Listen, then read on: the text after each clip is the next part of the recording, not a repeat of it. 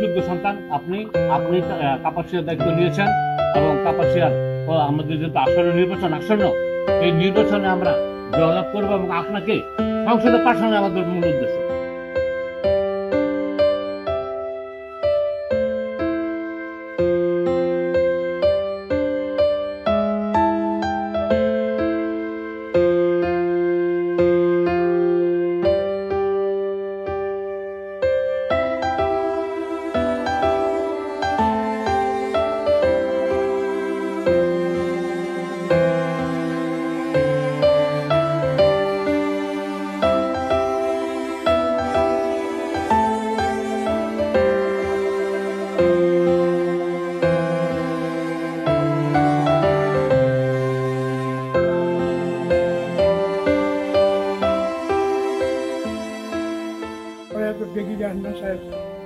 সুপুত্র জিয়াদুর রহমান সাহেব আজকে আমাদের বাড়িতে আসছেন, আমি তাকে ধন্যবাদ দিই, শুভেচ্ছা জানাই।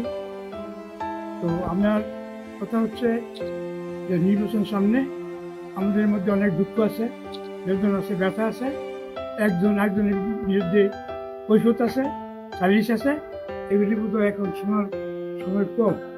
নির্বাচন কীভাবে আমরা সুন্দর করে পার করতে পারবো, আমাদের এই ব্রিগেডিয়ার রহমান সাহেবের সুপুত্র জিয়াদুর রহমানকে আমরা যাতে এমপি বানাতে পারি সেই চেষ্টা করবো।